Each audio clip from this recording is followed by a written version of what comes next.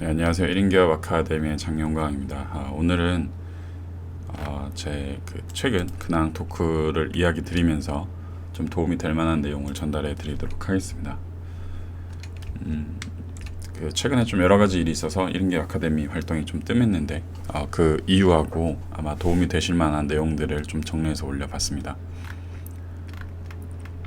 첫 번째로 그 법인으로 부평의 아파트 분양권을 하나 매수를 했습니다. 이제 최근에 아파트에 대한 규제가 많은데 뭐 대출, 그 다음에 뭐 매도, 그 다음에 뭐 세금, 다양한 이슈들이 많은데 아파트를 이제 하는 게 좀 약간 추천하지 않는 어떤 그런 상품 중에 하나인데 최근에 아파트를 한 이유는 여러 가지 조건들이 잘 맞았기 때문입니다. 근데 저도 몰랐던 어떤 다양한 조건들이 있었는데 꼭 법인이 있으시거나 또 투자처를 못 찾고 계신 분들 한 번쯤 고민해 볼 만한 투자처입니다. 예를 들면은 보통 법인이 투자를 하면요, 취득세가 12.4%입니다. 네. 그러니까 만약에 매매를 10억짜리를 한다면은 세금 취득세 1억 한 3천 정도를 내야 된다고 생각하시면 됩니다. 그러니까 매매를 10억이 하는 게 아니고 11억이 하는 거죠. 그래서 굉장히 부담이 많이 됩니다. 실제 처음 해보신 분들은. 그래서 저 또한 그 예전에 법인 취득세가 뭐 1.1%, 뭐 많아야 4%일 때까지는 어느 정도 감안하고 했는데 10%가 되고 나서는 주택 투자는 완전히 좀 멈춰 있는 상태였습니다. 근데 이제 최근에 분양권이라는 걸 알면서 예전에도 알았지만 법인으로 분양권을 매수할 때는 토지로 그게 감안되기 때문에 취득세가 4.6%, 그리고 핫한 지역 분양권 특히나 요즘 거의 다 핫한데 거의 다 바로 현금화가 가능합니다. 그러니까 예를 들면 뒤에 살 사람이 포진하고 있는 그런 물건을 찾아봤고요. 그 다음에 1년 뒤에 예를 들면은 이게 만약에 5억짜리라고 하면은 취득세가 4.6%니까 2천만 원, 그리고 양도소득세가 30%입니다. 만약 5억에 사서 5억에 팔면 양도소득세가 없고요. 5억에 사서 6억에 팔았다. 그러면 1억의 차익이 남잖아요. 6억에 팔면 1억의 차익이 남으니까 여기에다가 30%, 3천만 원이 양도소득세입니다. 그러면은 취득세 2천만 원, 양도소득세 3천만 원. 그러니까 5억에 사서 6억에 팔면 그러면 5천만 원이 남는 그런 컨셉입니다. 그래서 이게 과연 5억에 사서 6억에 팔 정도의 어떤 그런 물건인가라고 좀 판단했을 때 팔리겠다라는 생각을 좀 했습니다. 그래서 양도세가 최근에 70%까지 올라갔습니다. 다주택자 같은 경우는. 그래서 이런 세금을 좀 많이 고민을 하고 있습니다. 그래서 예전에 제가 아시는 분이 돈을 버는 게 중요한 게 아니고 세금을 안 내는 게 중요한 거다라는 말 했는데 최근에는 주택이나 여러 가지를 하면서 좀 많이 느끼고 있습니다. 원래 제가 지익사업센터를 메인으로 하고 지금도 많이 운영하고 있는데 지익사업센터는 좀 짧은 기간 여러 채를 매매를 하면은 대출이 좀 막히는 시기가 있습니다. 제가 지금 그 시기고요. 너무 좋은 물건이 많은데 더 이상 할 수 없는 약간 그런 한계에 부딪히다 보니까는 그 다음에 어떤 물건들을 좀 찾아보고 있습니다. 그런데 5월 5일 날이었죠. 이제 저도 뭐 가족들과 같이 시간을 보내려고 또 집에 있었는데 친구 한 명이 이렇게 링크를 보내주고 전화가 왔습니다. 그래서 여기 한번 해보지 않겠냐라고 물어봤습니다. 그래서 자료를 쭉 이렇게 보내주더라고요. 그래서 물론 이 친구하고 관계는 한 4, 5년 됐고 제 어떤 투자 성향이나 방향을 말해줬고요. 이 친구도 기존에 투자를 여러 군데 해서 다양한 성과를 내고 있었습니다. 그래서 일정을 좀 포기하고 이동을 좀 했는데 현장에 가보고 나서 좀 확신이 많이 들었습니다. 왜냐면은 엄청난 대단지였고요. 그리고 그 대단지 안에 유일하게 그 신축이 있는 그런 곳이었습니다. 그리고 뭐 피가 2억 7천에 권리가가 뭐 1억 뭐 이렇게 지금 나와 있고요. 분담금이 2억 4천 뭐 이런 물건들을 이제 소개를 시켜주더라고요. 근데 정말 놀랍게 지금 이게 매물인데 지금 10개 중에 5개가 그날 빠졌습니다. 제가 간 날 5월 5일 날이었죠. 그래서 이게 좀 장난인가 아니면 진짠가라는 생각도 했는데 실제 진짜로 계속 빠지더라고요. 그래서 이 친구도 몇 개를 놓쳤어요. 그리고 프리미엄이라는 거는 시장 가격이 없기 때문에 계속해서 내가 오늘 1억에 판다고 했다가 내일 2억에 판다고 해도 아무도 뭐 말릴 수가 없는 그런 상황이 프리미엄 시장입니다. 그래서 이제 그날 사실 내 건 아니겠다 싶어가지고 좀 감사하다고 하고 포기했습니다.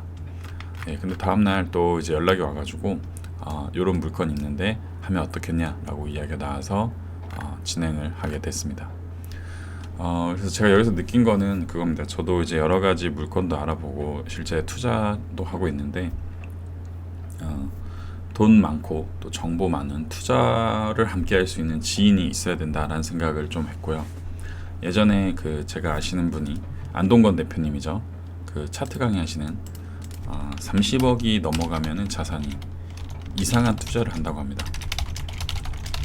그래서 그 이유는 주변에 같이 투자할 사람이 없어서 나 혼자 이상한 결정을 내린다고 하더라고요. 그래서 이걸 막는 방법은 주변 사람을 부자로 만드는 거다라고 하는데 너무 공감이 되더라고요. 왜냐면은 나 혼자 부자가 되면은 그 다음부터는 뭐 눈에 뵈는 게 없어서 내가 하는 게 다 맞다고 생각을 합니다. 그러다 보면은 하지 말아야 될 투자 또 엉뚱한 투자를 진행을 하는데 그 금액을 30억이라고 이제 그 대표님은 말씀해 주셨는데 너무 공감이 갑니다. 그래서 주변에 나보다 부자인 사람, 나보다 더 뛰어난 사람을 항상 놓고 다양한 어떤 그 네트워크를 가지면 굉장히 좋을 것 같다고 생각합니다. 그리고 20억짜리 정도 되는 부동산 소송을 지금 한 달 넘게 하고 있는데 굉장히 많이 배우고 있습니다. 소송을 이렇게 하는 거구나, 또 이렇게 해서 하지 말라고 하는 거구나라는 예전에 그 이야기를 이제 구두로만 들었을 때는 좀 별로 그게 안 됐는데 최근에는 엄청나게 지금 많이 배우고 있습니다. 근데 이제 잘 아시는 분한테 이제 소송을 요청을 드렸는데 제가 물어볼 때마다 너무 부끄럽다고 그러고, 왜냐면은 제가 1인기 아카데미에서 많이들 이야기하는, 예를 들면 저는 블로그 상위 노출이나 어떤 블로그에서 최저가를 알려드려야 되는데 블로그에서 사진 올리는 거를 물어보고 있더라고요. 그 예를 들면 회원들이. 그러면 이제 그런 건 혼자서 알아보셔야 된다라고 하는데 저도 그 소송 비용을 내놓고 그분이 다 해주길 바라면서 기본적인 내용도 제가 안 알아보고 있더라고요. 그래서 이건 진짜 안 되겠다라는 생각을 했고요. 그래서 전자소송 또 셀프소송 공부를 하고 있는데 박 변호사님이라고 있습니다. 그래서 소송이 정신적인 노력이 굉장히 많이 쓰인다라고 했는데 실제 무슨 말인지 몰랐다가 최근에 제가 원고가 되고 나서 확 느꼈습니다. 그래서 지금 원고로 들어가 있고 여러 가지 좀 많이 배우고 있습니다. 그래서 이게 이렇게 되는 거구나 라는 거를 좀 느끼고 있고요. 그래서 예전에는 이런 게 별로 관심도 안 갖다가 갑자기 제가 상황이 되다 보니까는 점유이전 가처분, 그 다음에 처분금지 가처분, 처가, 점이가 뭐 이러더라고요. 약자로 부동산 가압류, 채권 압류, 인도명령 소송, 공유물 분할 소송, 부당이득 반환 소송, 건물 철거 소송, 그 다음에 각종 신청하는 거, 이런 것들에 대해서 이거 알아야겠다 이제는 라는 생각이 들었고요. 이 멘트 하나, 그러니까 부동산 중개인이 중간에서 중재해줄 때 멘트 하나, 내가 상대방한테 보내는 문자 하나로 판결 결과가 완전히 달라질 수 있다는 걸 깨달았고요. 또 몇 천만 원을 아낄 수 있다라는 것도 깨달았습니다. 그래서 이게 부동산 계약이라는 게, 부동산 어떤 거래라는 게 금액이 큰 만큼 내가 꼭 알아야 된다라는 생각했고요. 법적인 분쟁 소송은 피할 수가 없습니다. 평생을 살면서 사업하다 보면은 만약에 법적인 분쟁이 한 번도 안 갔다라는 분은 사업을 잘 못했다고 저는 느낍니다. 왜냐면은 좋은 이슈, 좋은 물건, 좋은 어떤 컨텐츠에 대해서는 항상 법적인 이슈가 같이 들어오고요.